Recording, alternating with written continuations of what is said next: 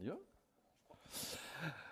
Mesdames, Messieurs, c'est le final de cette super journée. Vous le voyez, je suis accompagné par Miko Meret, que vous avez vu ce matin, qui nous a brillamment parlé de géopolitique. Alors vous allez voir, il y a une raison. Mais d'abord, je vous demande d'applaudir notre grand témoin, Jean-Louis Etienne, explorateur qu'on ne présente plus. Merci encore d'être présent.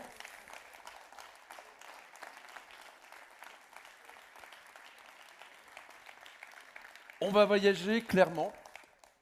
Et si Miko est là, c'est parce qu'en fait, Jean-Louis Etienne et lui se connaissent très bien.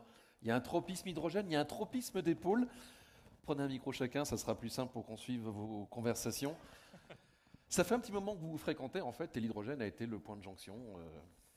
Ça a été un point de jonction, c'est-à-dire qu'on se connaît du milieu polaire, effectivement, et puis on n'est pas beaucoup en France à avoir travaillé à la fois sur les pôles et sur l'hydrogène. Arrête-moi si je me trompe. Oui. Et du coup, depuis ta Transantarctica, la question de l'hydrogène a été associée à tes pérégrinations dans le Grand Nord, mais surtout dans le Grand Sud. Et puis, effectivement, moi aussi, je travaille depuis 15 ans sur le polaire et sur l'hydrogène, d'abord dans les pôles. Donc, effectivement, la jonction est toute trouvée. Et aujourd'hui, tu vas nous parler d'un homme en mutation, je crois. Alors, est-ce que c'est un homme en mutation manchot Qu'est-ce que ça va être quoi le bail? Je vais vous montrer. On y va? Allons-y. C'est parti, c'est comme vous voulez. C'est plus rapide. Alors effectivement, Jean-Louis a des slides, donc on va... Oui, c'est pour ça. Oui. D'abord avoir une petite présentation et on va discuter juste après. Pour répondre à la question que tu me posais sur l'homme en mutation.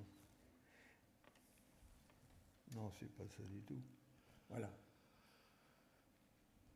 Nous sommes aux limites de la civilisation carbone. J'aime bien cette notion pour dire qu'il y a un avenir extraordinaire dans un avenir décarboné. Et on a la chance d'être des mutants surdoués. Il n'y a pas un insecte, un papillon, un oiseau, un mammifère qui a inventé les choses que nous avons faites. Donc, disons qu'on a de la ressource.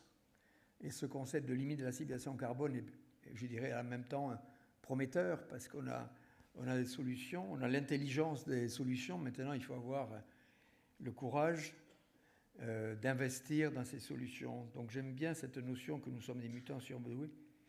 Et donc on a pensé pendant longtemps qu'on pouvait tout envoyer dans l'air, toutes les fumées, les échappements, tout ça, avec cette notion que ça partait dans le cosmos et qu'on pouvait y aller, quoi. Hein. Ben non. Non, ça ne va pas dans le cosmos, ça va dans la ligne bleue, là. Et encore ça, c'est l'atmosphère. Ça va dans la troposphère.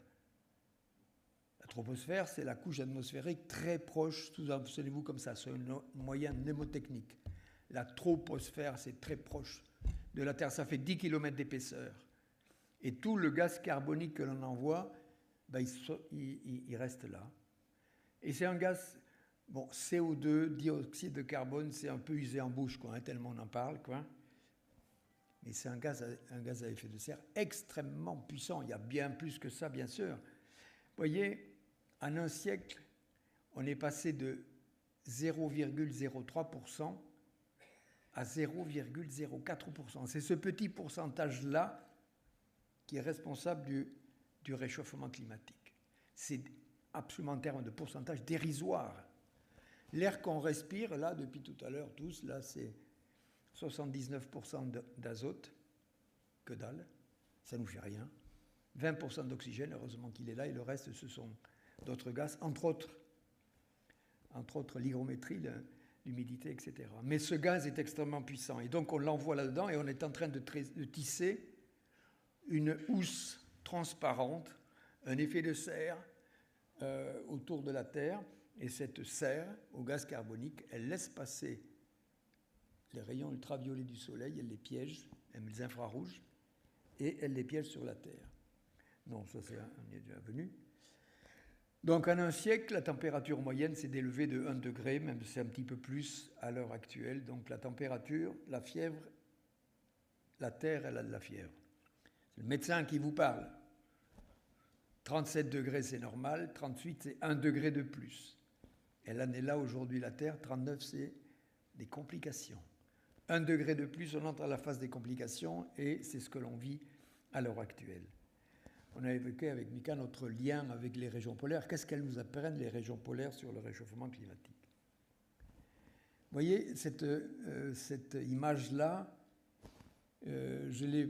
C'est pas moi qui l'ai proposé, c'est Claude Lorius, c'est un de nos éminents glaciologues, Claude, qui a eu cette idée avec Jean Jouzel que dans les carottes que l'on sortait de la banquise, de la calotte polaire, en Antarctique, on pouvait trouver la composition de l'air de la période où elle s'est faite. Quand il neige, on a des flocons, c'est de la neige très légère, parce qu'elle est posée sur de l'air, des flocons d'air. Petit à petit, ça se tasse, et ces petites bulles d'air, elles sont emprisonnées. Et quand vous faites un carottage à 800 000 mètres, à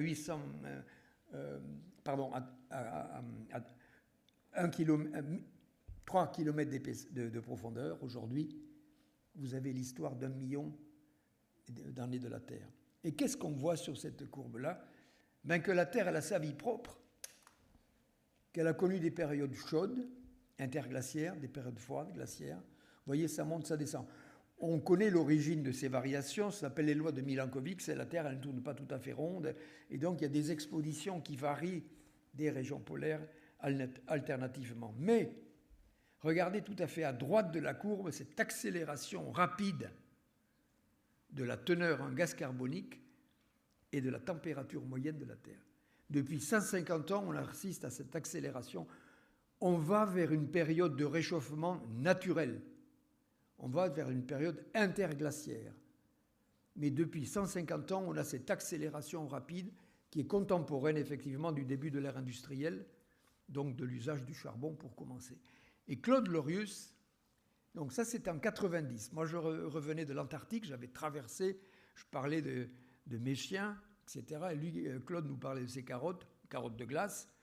Et en nous pointant à droite cette accélération rapide, il a une phrase à propos du changement climatique et il dit « le processus est enclenché ». Oui, dans cette notion, on perçoit l'inertie de ce changement climatique. Ce n'est pas un petit truc. Le processus est enclenché. La machine climatique est en train de se déréguler. Qu'est-ce que c'est la machine climatique?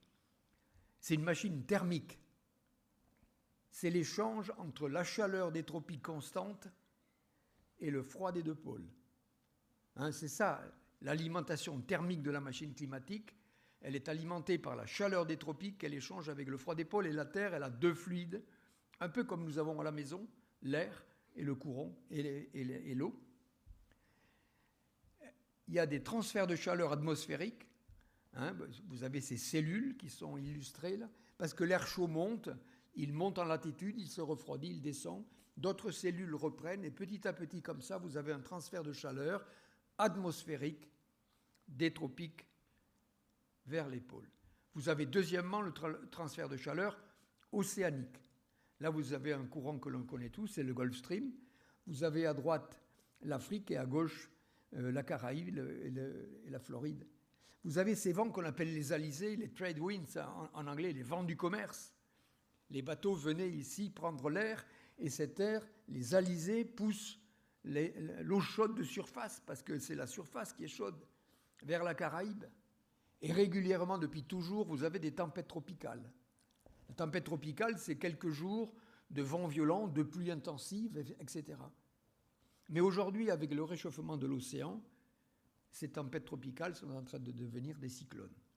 Quand vous avez une épaisseur d'eau de 50 mètres à 27 degrés qui s'est accumulée par les alizés, qui s'est accumulée sur l'arc caribéen, vous avez là une bombe thermique. Ça a toujours existé, mais c'était des tempêtes tropicales. Aujourd'hui, c'est tellement plus chaud que ça devient des cyclones. L'océan joue un rôle important dans la régulation du climat. Il absorbe 93% de l'excès de chaleur. 93% de l'excès de chaleur est absorbé à la surface de l'océan. Et vous le voyez bien quand vous allez nager, là, l'été, il fait bon à la surface, tout d'un coup, vous piquez un peu, c'est plus froid. Tout simplement, à la surface, l'océan absorbe 93% de l'excès de chaleur. Et cette illustration que je viens de décrire, les alizés qui poussent cette eau chaude de surface qui va s'accumuler sur l'arc caribéen pour en faire des menaces de cyclones. Donc le réchauffement climatique impacte le cycle de l'eau et le cycle de l'air. Vous avez en haut à gauche, j'aime bien de dire, une maison à vendre. C'est une photo que j'ai prise en Californie. Vous avez, elle est bien sûr victime de l'érosion des côtes. L'érosion des côtes, c'est effectivement qui est due à la montée progressive du niveau de l'océan.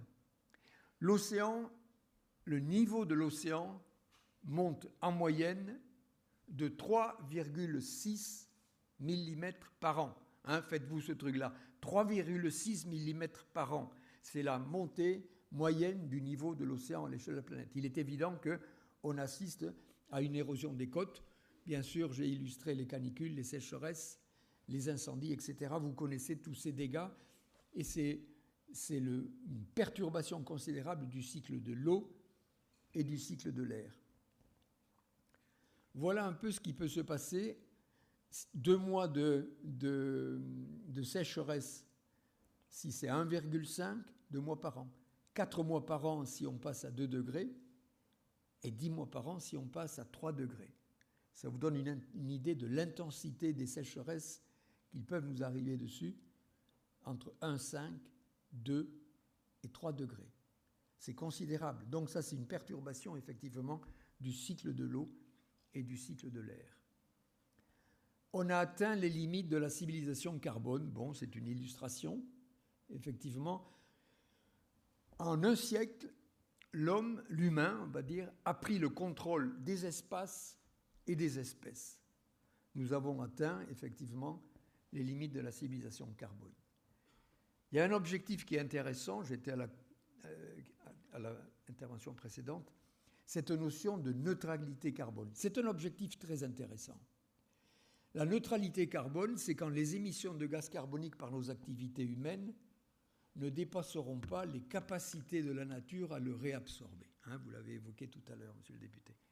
Vous voyez, c'est cet équilibre-là. Donc vous avez à gauche les gaz à effet de serre qu'il faut réduire, et à droite le principal puits de carbone qui est la nature pour recapturer ce gaz carbonique que nous émettons. Vous voyez, ça ne veut pas dire qu'il faut stop oil définitif parce qu'on n'y arrivera pas, c'est une illusion totale. Par contre, on peut faire en sorte, par les réductions, d'arriver à cet équilibre-là. C'est un objectif qui est mesurable, qui est certainement atteignable, il y a du travail, mais qui donne une idée, qui donne une perspective à laquelle il faut s'atteler. En 2019, nous avons envoyé dans l'atmosphère 38 milliards de tonnes de CO2. 38 milliards de tonnes de CO2 qui ont été émises et qui vont dans l'atmosphère. Hein, j'ai rajouté dessous, seulement 200 millions sont recapturés par l'industrie. Hein, vous connaissez le système, on essaye de recapturer à la sortie des entreprises le CO2 qui est émis pour le transporter dans des anciennes mines, etc. Mais c'est dérisoire. L'efficacité est dérisoire par rapport aux besoins. Vous voyez, 38 milliards. 45% s'accumulent dans l'atmosphère. C'est cette serre que l'on tisse, ces 45%-là tissent petit à petit cette serre. Et puis le gaz carbonique, il a plusieurs inconvénients. Il est invisible, il n'a pas d'odeur, il n'a pas de couleur, on ne le voit pas, il est efficace. Et il est là et il s'accumule petit à petit. 25% sont recapturés à terre par la végétation et 30% par les océans. 30% par les océans de 2 manières. À la fois par la synthèse du phytoplancton. Le phytoplancton, ce sont ces herbes planctoniques qui sont dans l'océan. C'est le départ de toutes les vies marines. Toutes les vies marines reposent sur le développement du phytoplancton. C'est la prairie océanique. Toutes les espèces ont besoin de ce développement et par photosynthèse, hein, la photosynthèse, c'est la capacité qu'ont les plantes à se développer grâce au soleil, capturer le gaz carbonique, faire leur glucose et libérer de l'oxygène. Et donc en mer, c'est pareil, le phytoplancton exerce par la photosynthèse cette notion de puits de carbone océanique. À la fois, on appelle ça une pompe biologique par la photosynthèse, et deuxièmement, le CO2 se dissout dans l'eau de mer. Et donc, il y a une pompe physique qui est cette dissolution du gaz carbonique dans l'eau. À terre, la végétation est le seul puits de carbone à notre portée. On peut agir sur ce puits de carbone, et le puits de carbone, c'est le pigment de chlorophylle. Il n'y a que lui qui peut recapturer le CO2 par la photosynthèse, vous voyez. Et donc, il faut faciliter tout ce que la végétation, partout où la végétation peut se développer, limiter la déforestation, etc. Vous connaissez tout ça. Il y a quelque chose que j'aime bien, c'est l'agroforesterie. L'agroforesterie, c'est planter des arbres dans des immenses champs céréaliers, les mettre suffisamment espacés pour qu'on puisse faire de la culture et laisser passer la lumière pour la photosynthèse des céréales. L'arbre, et c'est fabuleux un arbre. Un arbre, d'abord, il fixe le sol, il fixe l'hygrométrie du sol. Le tronc et les branches stockent du carbone. Quand vous allez chez Castorama ou le Grand Merlin acheter une poutre en bois, elle fait 5 kilos, vous la prenez sur le dos comme ça, là, vous avez acheté 2,5 kg de carbone. Le poids du bois sec, la moitié du poids du bois sec, c'est le carbone. Donc l'arbre stocke, et en même temps, ce qui est incroyable, c'est qu'au moment de la floraison, quand les feuilles se développent, il y a une perspiration. L'arbre transpire. Pour faire monter les sels minéraux et l'eau en haut, aux dernières feuilles, il y a cette ascension par une perspiration. L'arbre transpire, un chêne, un être qui a 50 ans, transpire entre 200 et 250 litres par jour. Vous voyez, cette notion de perspiration, d'évaporation, de transpiration, on le voit en Amazonie, on appelle ça les rivières flottantes, volantes. Les rivières volantes. On voit sur la forêt amazonienne, au moment où il y a cette transpiration, cette évaporation qui part. Et quand il fait très chaud, quand vous rentrez dans une forêt, ça va mieux parce que vous avez de l'ombre, mais vous avez une hygrométrie qui vient de ce phénomène-là. Donc les arbres jouent un rôle important, puis c'est le gîte et le couvert de la biodiversité. Je reviens à l'agroforesterie. Si vous plantez des arbres, ça amène, comme je dis, le gîte et le couvert de la biodiversité. Ça accueille des insectes contre les pesticides, etc. Ça régule énormément le truc. Alors j'avais parlé beaucoup de l'agroforesterie. À Dijon, j'intervenais, il y avait une réunion avec les céréaliers. J'avais à ma gauche, sur la scène, là, le président des céréaliers. Et donc, il n'était pas content. Il me dit, mais vous vous rendez compte, la surface agraire que vous nous prenez. Je dis, mais ce n'est pas à vous que je parle. C'est à votre fils, votre petit-fils, je ne sais pas, celui qui va reprendre la forêt. Parce que si on ne fait rien avec les canicules qui nous arrivent et les sécheresses, c'est mort, votre sol. Vous voyez, il n'y a plus un lapin, un oiseau qui part traverser un champ céréalier. C'est un désert total. Et donc, si on ne facilite pas cette fixation de l'hygrométrie, etc., de tout ce que j'ai évoqué, l'agroforesterie, c'est quelque chose qui a de l'avenir, qui se développe petit à petit, mais c'est très intéressant. Et c'est bien sûr un acteur majeur dans la recapture du gaz carbonique. Voilà l'illustration de ce que je vous ai décrit de la photosynthèse. C'est le privilège des plantes de se nourrir les pieds dans l'eau en regardant le soleil. Capture le CO2 qu'on a dans l'atmosphère, elles se font du glucose, qui est le point de départ de toute son activité biologique, et elles nous libèrent de l'oxygène. Donc la photosynthèse des plantes, c'est le départ de toutes les vies sur Terre. Alors, qu'est-ce qu'il faut faire d'autre ? Je ne vais pas insister, vous connaissez un peu tout ce qu'il faut faire. Efficacité énergétique et sobriété, ça tient de nos comportements. La solution, elle est dans deux voies.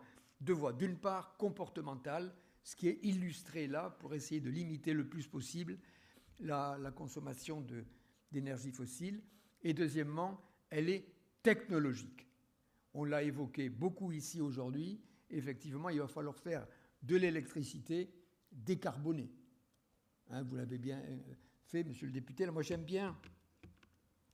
Vous voyez, il y a 3 niveaux d'énergie, 3 niveaux de densité énergétique. Nous avons les renouvelables, une faible densité énergétique, intermittents, mais qui sont là, avec le soleil essentiellement. Les énergies renouvelables, à part la géothermie, ce n'est que solaire. Ce n'est que du soleil, photovoltaïque, solaire thermique, biomasse, les barrages. Les barrages, c'est la chaleur, l'évaporation, précipitation. C'est le soleil qui a alimenté cette évaporation. Et le vent, c'est pareil. Ce sont les différences de température et de pression entre deux zones-là qui alimentent. Donc, il y a cette énergie qui est là, renouvelable, abondante, mais d'une faible densité et intermittente. Toutes nos sociétés, depuis 150 ans, s'est développées sur les énergies fossiles. C'est extraordinaire ce qu'on a réussi à inventer, à faire à partir de ce gisement-là. Toutes nos sociétés s'est développées comme ça. Moi, en plus, c'est pas que l'énergie, c'est toute la chimie, toute la pétrochimie. C'est énorme, les engrais, les médicaments, les chaussures que l'on porte, enfin tout. Vous voyez ce que je veux dire? Donc on est dans une dépendance énorme avec ces fossiles-là. Et bon, si on veut passer à autre chose et décarboner, les renouvelables, je crois, pourront satisfaire nos besoins domestiques. Les besoins domestiques d'une population qui est éduquée à ce que c'est que la préciosité de l'énergie. Vous voyez? Les besoins domestiques, je pense on peut les résoudre là. Mais les gros appels de puissance, on passe à la troisième hyperdensité, E égale MC2. C'est la façon que j'ai un peu de faire aimer le nucléaire. E égale MC2. Ah oui, E égale MC2. Tout le monde aime Einstein. Tout le monde adore Einstein, toutes ces phrases, etc. E, c'est l'énergie. M, c'est la masse de la matière. Et C, c'est la célérité. Mais il n'y a que des ingénieurs ici. La célérité. Dans une perte de masse, dans la fusion dans le Soleil, ou dans une perte de masse, si vous voulez, dans une fission, il y a une énergie produite qui est proportionnelle au carré de la vitesse de la lumière. C'est absolument imbattable. Mais c'est mal né, le nucléaire. C'est horrifiant. Et vous avez sur Internet une lettre qu'a fait Einstein à Roosevelt lui expliquant que, attention, il se passe quelque chose. Les Allemands étaient en train d'acheter de l'uranium en Roumanie. Il va y avoir quelque chose qui se passe, vous voyez. Et on en a fait une bombe. Et maintenant, c'est l'arme de destruction massive. Il y en a qui bombent le torse avec ça. C'est insupportable. Vous voyez ce que je veux dire? On ne peut pas aimer ce concept de nucléaire. Si on avait continué un nucléaire pacifique avec toute l'intelligence qu'on a mis dans tous les autres processus biochimiques ou thermiques, toute l'intelligence qu'on a mis ailleurs, si on l'avait mise effectivement dans l'exploitation du nucléaire pacifique, nos voitures seraient alimentées par des petites puces comme ça de plutonium. C'est un peu ça. Donc on a pris énormément de temps et donc il faut revenir effectivement à ces investissements, à cette hyperdensité énergétique. Bon, et bien sûr, cette énergie électrique, il va falloir la stocker. On est ici, je me suis régalé tout à l'heure, j'ai appris beaucoup de choses au cœur, effectivement, de des moyens intéressants de stocker l'énergie, qui est l'hydrogène, qui est un vecteur, qui n'est pas une ressource, c'est un vecteur, il faut le produire. Vous avez là un peu tout. Il y a quelque chose qui est intéressant en haut à droite, c'est au Texas, dans un village qui est en bout de piste d'électricité, et c'est une batterie au sodium. C'est grand comme une grande maison. Vous voyez, c'est une grande maison parce qu'il n'y a pas une performance énorme. Par contre, le sodium, on en est plein. L'océan est gavé de sodium, vous voyez. Voilà, et ça fonctionne. Et au Collège de France, il y a une équipe qui travaille sur les piles que vous avez au lithium, qui est un moyen de stocker, effectivement, qui n'a pas la performance du lithium-ion, mais qui est une voie intéressante où le sodium est un matériau d'une grande banalité, et le travail permet de faire ça. Et bien sûr, l'hydrogène, je ne vais pas développer l'hydrogène que vous connaissez. J'aime beaucoup cette notion, mais je suis sceptique, mais ça m'intéresse, de l'hydrogène naturel. Quand on sait ce que l'hydrogène, c'est un truc qui passe partout, quoi. Hein. Mais c'est intéressant, apparemment ça existe, et je pense que c'est intéressant de faire ça. Alors l'hydrogène, je l'ai évoqué un tout petit peu. Non, c'est pas ça. Je l'ai évoqué un tout petit peu. Je connais ça depuis 20 ans, 21 ans. J'ai fait une expédition en 2002 qui s'appelait Mission Banquise. 2002, oui. Et j'avais dans une cahute comme ça, dans une nacelle, j'ai dérivé pendant 4 mois du pôle Nord vers le Groenland, et j'étais en autonomie avec du photovoltaïque que j'avais tout autour et une pile à combustible. Vous voyez, c'était en 2022. Axan, une filiale d'Air Liquide qui était à côté de Grenoble, m'avait fait un proto de pile à combustible, 500 watts. Et donc j'avais sous les pattes un réservoir à 300 bars d'hydrogène. Et quand il n'y avait pas de soleil, je passais à la pile à combustible. J'avais une très faible consommation, essentiellement en transmission, mais ça me suffisait. Donc depuis, je suis un peu sensibilisé quand même à l'hydrogène, tout ce qu'on peut sortir effectivement de l'hydrogène. Là, je l'ai rajouté tout à l'heure, parce qu'en fait, en 1893, il y a un ingénieur suédois qui a voulu traverser le pôle Nord en ballon avec un ballon à hydrogène. Et il est parti du nord du Spitzberg. Et donc, il a amené là-bas, sur un bateau, bien sûr, de la ferraille, de la limaille de fer, et de l'acide chlorhydrique. Et l'acide, c'était dans des obus périmés. Et donc, avec un bateau, il a amené là-bas. Et pendant un moment, il mettait l'acide chlorhydrique sur la ferraille.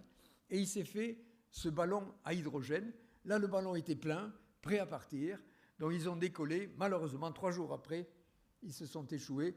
L'histoire, l'ingénieur André, il y a un livre là-dessus fabuleux, André et eux à la fin, et ils se sont échoués. Les seules nouvelles qu'on ait eues, à cette époque-là, il n'y avait pas de moyens de communication, ils avaient des pigeons voyageurs, et ils ont lancé un pigeon voyageur avec 2 jours après, avec une petite pastille dessous, tout va bien. Et ce pigeon voyageur a été tué par des chasseurs de phoques, et ils ont trouvé ce truc-là, et je ne sais pas ce qu'ils ont fait avec les pigeons, mais ils ont trouvé la petite information. Tout va bien. Voilà, c'est pour renouer avec l'usage de l'hydrogène, vous voyez, d'il y a quelques décennies. Revenons effectivement à la décarbonation de l'énergie. J'ai ajouté quelque chose là-dessus parce qu'il va falloir passer par le manuel. Vous l'avez évoqué tout à l'heure. On a besoin de bons soudeurs, de chaudronniers. Ça va repasser par les 10 doigts. Alors moi, je suis un ambassadeur de la formation professionnelle. Ça me plaît bien parce que moi, je n'avais pas les notes pour entrer en 6e. Vous voyez, j'ai fait le certificat d'études primaires élémentaires, mais ça me plaisait. En fait, je voulais faire menuisier. Je voulais faire charpentier, compagnon. Je voulais faire compagnon. Ça me plaisait. Et je n'avais pas les notes pour entrer en 6e. Ça ne m'intéressait pas.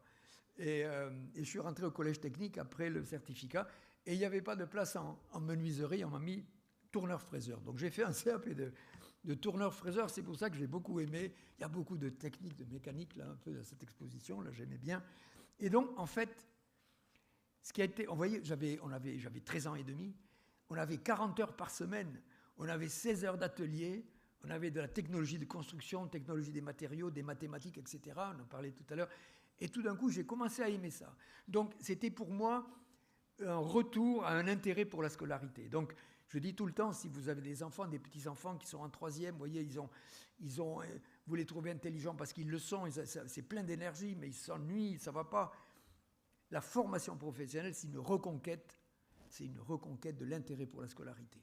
Et donc, c'est quelque chose qui permet, c'est assez mal vu tout le temps, on dit, bon, le pauvre aussi, il ne sait pas quoi faire, alors on l'a mis là, comme un échec. C'est une voie de reconquête. Je suis vraiment tout le temps très positif sur ça. Et vous voyez, j'étais lundi, oui. Hier, j'ai fait une conférence au lycée européen à Francfort. Donc, il y avait beaucoup de profs qui étaient là, etc. Et je me régale de dire, je dis ça aux profs, quand un élève arrive avec sa copie, arrêtez de dire tout d'un coup, qu'est-ce que c'est minable. Voilà. Wow, je l'ai appris aux États-Unis. This is good. Ça, c'est bon. Ça, c'est bon. Ça ne va pas, on va travailler. Toujours commencer par quelque chose de bien. C'est fondamental. C'est fondamental. N'oubliez pas ça, même si vous avez des gens qui sont en stage chez vous, ils arrivent dans une entreprise, ils sont un peu paumés, quoi, ils sont intimidés, puis ils ne savent pas où. Toujours, à la fin de la journée, quelque part, ça c'est bien, tu as compris un truc. Ça non, ça ne va pas. C'est très important. C'est très important. C'est comme ça qu'on a découragé tout le monde et que c'est un sous-produit d'aller en formation professionnelle. Donc, vous voyez, je m'énerve là-dessus parce que c'est important. Donc, on ne fera pas cette transformation industrielle sans les 10 doigts. Vous l'avez évoqué, j'ai vu tout à l'heure. Bon, voilà. Voilà, donc climat, énergie et démographie, c'est l'équation du siècle.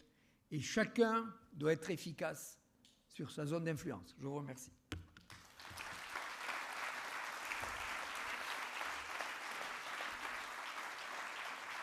Jean-Louis Etienne, merci pour ce diagnostic de médecin sur l'état de la planète. Un mot quand même sur un de vos prochains défis, parce qu'il y a cette expédition Polar-Pod que vous préparez. Oui. Et c'est quand même quelque chose qui nous ramène vers l'aventure. Oui, je continue. Je vais vous parler de asseyez-vous. Je vais parler de ma prochaine expédition. Si, asseyez-vous. Comme vous voulez. Non, c'est bien, pour vous êtes debout depuis tout à l'heure. C'est vrai. Et alors, ma prochaine expédition, donc je vous ai parlé que les océans sont des puits de carbone. De 2 manières. Un puits biologique, par la photosynthèse du phytoplancton, et pompe physique, par la dissolution du gaz carbonique dans l'eau. Il y a un océan, voilà. il y a un océan qui est un des principaux puits de carbone océaniques de la planète, qui est l'océan austral. Ça ne marche pas? Si. Ah si, ça y est, mais ça va moins vite que je le pensais. Voilà. Voilà l'océan austral, c'est ça? Oui, c'est ça. L'océan austral, c'est l'océan Australie, hémisphère sud. C'est l'océan qui entoure l'Antarctique. Vous avez là le continent antarctique en noir. En haut, à 10 heures, vous avez le Cap Horn. À 13 heures, vous avez le sud de l'Afrique du Sud. Entre 4 heures et 5 heures, l'Australie. Et à 6 heures, la Nouvelle-Zélande. Cet océan, il fait 22 000 km de circonférence. C'est un courant qui réunit les trois océans. Vous voyez, l'Atlantique Sud, l'Indien et le Pacifique Sud. C'est le moteur de la circulation océanique mondiale. Cet océan, alors déjà pour que vous ayez une idée de la taille des choses, Antarctica que vous avez là, pour des Français, c'est 28 fois la surface de la France. Vous mettez un puzzle bien serré comme ça de 28 France, vous avez la taille de l'Antarctique, qui est recouvert en moyenne de 2,5 km de glace. Par endroit, ça fait 5 km d'épaisseur. Donc cette calotte glaciaire recouvre l'Antarctique de 28 France. Ça vous donne une idée de la taille du glaçon. À peu près 70-80% de l'eau douce de la planète est gelée là, en Antarctique. C'est les fameux 40e, 50e hurlants dont nous parlent tous les 4 ans les marins du Vendée Globe.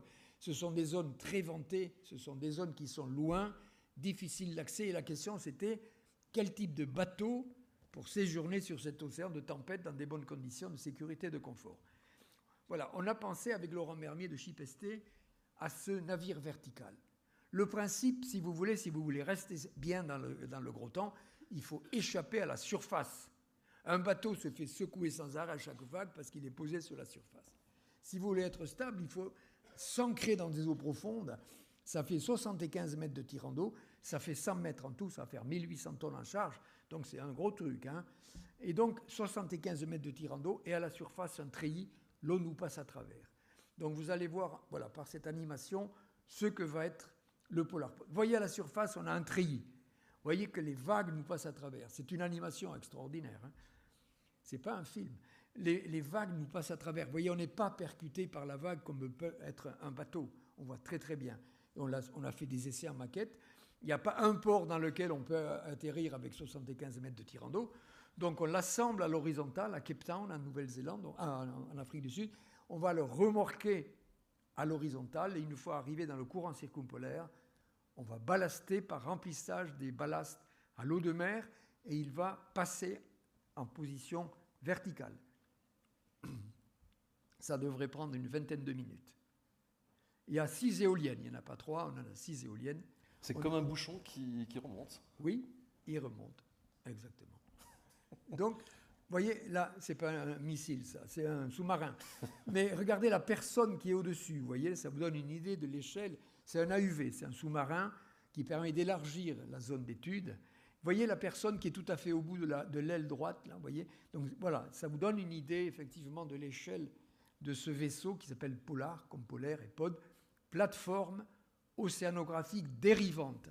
Le moteur, c'est le vent, le moteur, c'est le courant, et l'électricité, c'est le vent. C'est comme ça que l'on va tourner autour de l'Antarctique. Ça devrait durer 3 ans. Il y a 8 personnes qui seront dans la nacelle haute, 3 marins, 4 ingénieurs. On est un peu comme la Station spatiale internationale.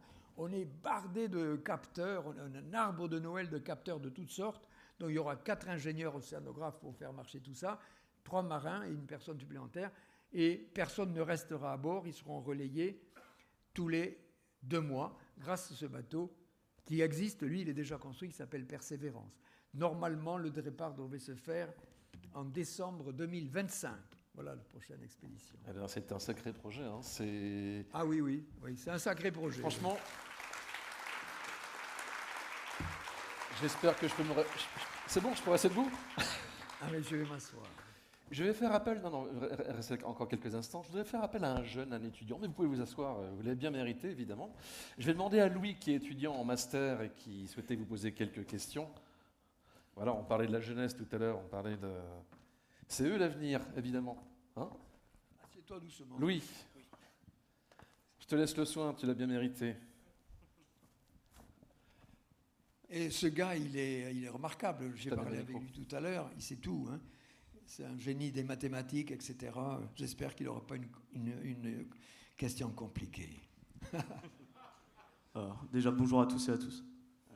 Je suis Louis, du coup, je suis étudiant en Master 2 Génie électrique et hydrogène à l'Université de Franche-Comté, donc, avec mes professeurs qui sont juste en face, Monsieur Daniel Issel par exemple. Voilà, j'ai quelques questions à vous poser, Monsieur Jean-Louis Etienne. Donc tout d'abord des questions assez globales sur qu'est-ce que vous pensez du futur dans le domaine des explorations, que ce soit des explorations polaires, des explorations, moi qui m'intéresse dans les montagnes, par exemple à l'Himalaya, il y a plein de choses encore à aller regarder, dans les carottes glaciaires en Himalaya par exemple. Et pour vous, quel est le futur de toutes ces explorations, et notamment en termes de la décarbonation? C'est énorme. Alors le futur est à venir. Hein. Donc, J'ai entendu ça quelque part. eh oui. Alors vous avez posé plusieurs questions sur l'exploration. Alors il est évident que il y a très peu de zones que l'on ne connaît pas à la surface de la Terre, même si elles ont été cartographiées. Il y a beaucoup de zones désertiques, encore, des profondeurs océaniques qui sont toutes à explorer. Ce qui a changé par rapport à nos prédécesseurs d'il y a un siècle, ou même un siècle et demi, 2 siècles, c'est que les explorateurs découvraient à l'échelle 1, qui est celle du regard. Et ils ramenaient des échantillons qu'on a dans le Muséum d'histoire naturelle, vous voyez. Mais aujourd'hui, avec l'évolution, si vous voulez, des moyens d'études, on n'est plus dans l'espèce, on est dans la génomique, on va de plus en plus loin. Donc tant qu'on trouve des outils, regardez le prix Nobel de médecine avec l'ARN messager, on a, vous voyez, les instruments que nous possédons permettent de faire une exploration qui est totalement illimitée, quoi. Après, c'était le réchauffement climatique, mais cernez un peu votre question. À propos du réchauffement climatique, c'est comment voyez-vous l'évolution du réchauffement climatique à l'échelle actuelle dans les 10, 20 premières années? Il fait chaud. C'est une réalité. Ce qu'il y a, c'est que ça perdure, ça s'installe. Ce qui était prévisible est en train d'arriver. Et donc, je l'ai évoqué, effectivement, c'est cette serre que nous tissons au CO2 qu'il faut... On n'est pas prêt de recapturer ce qui est là. La serre, elle est là pour longtemps. Par contre, on peut arrêter ou diminuer de la surcharger, si vous voulez, de la rendre moins efficace, quoi.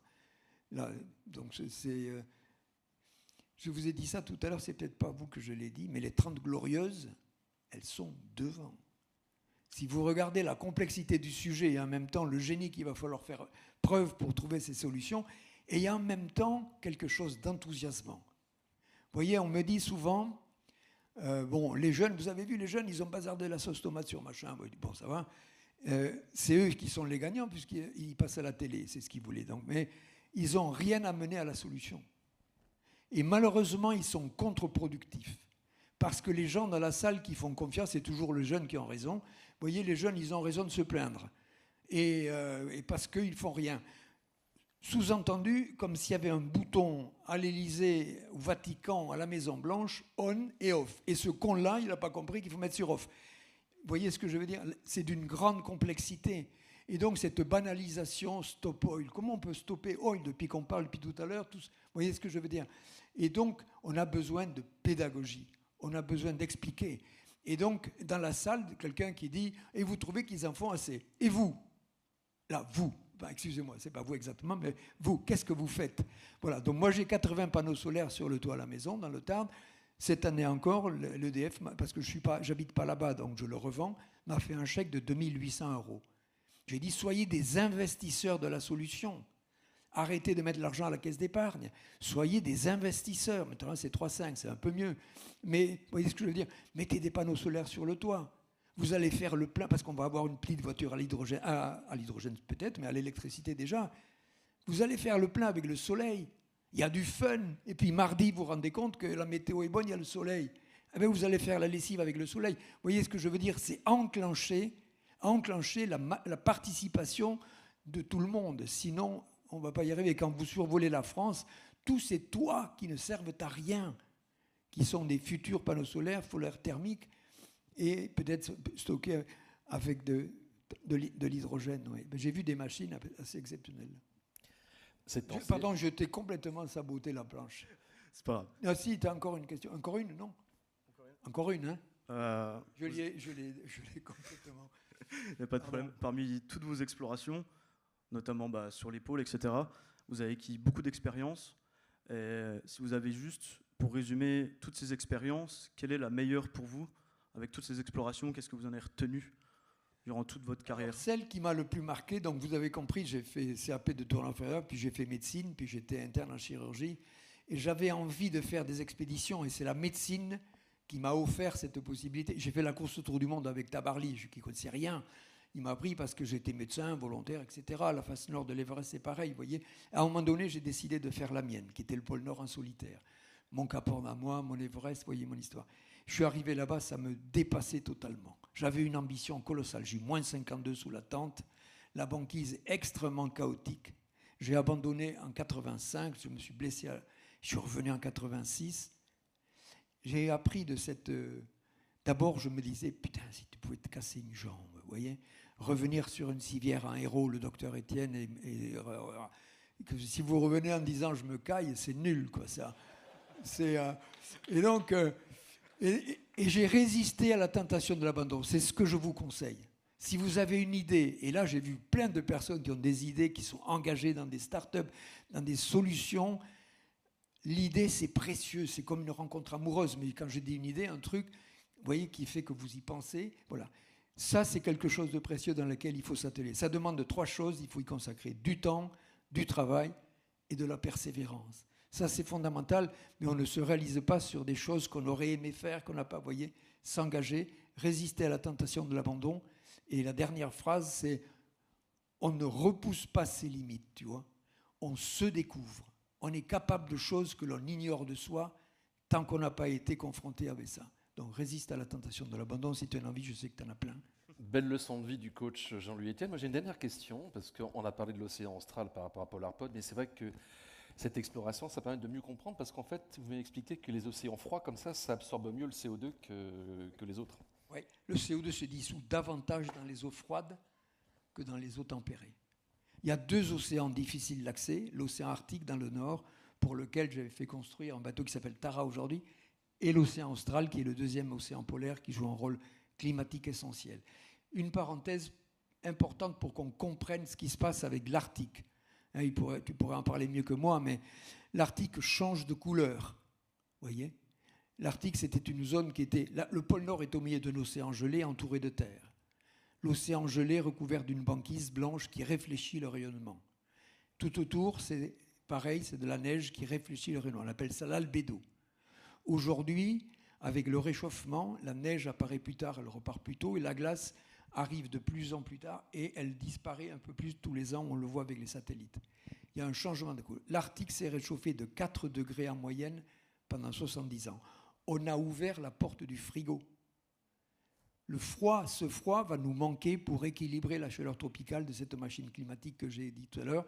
Et donc, il y a des discussions sur l'efficacité du Gulf Stream. Le Gulf Stream, ce qu'il attire, si vous voulez, c'est le déséquilibre thermique entre le nord et le sud, aussi la différence de salinité. Mais si vous avez un océan Arctique qui se réchauffe, vous voyez, il y a moins de dynamique dans cet échange-là. Et donc, le froid est quelque chose qui va nous manquer au pôle Nord. Mesdames, Messieurs, Jean-Louis Etienne, qu'on peut applaudir. Je propose une petite photo avec Louis.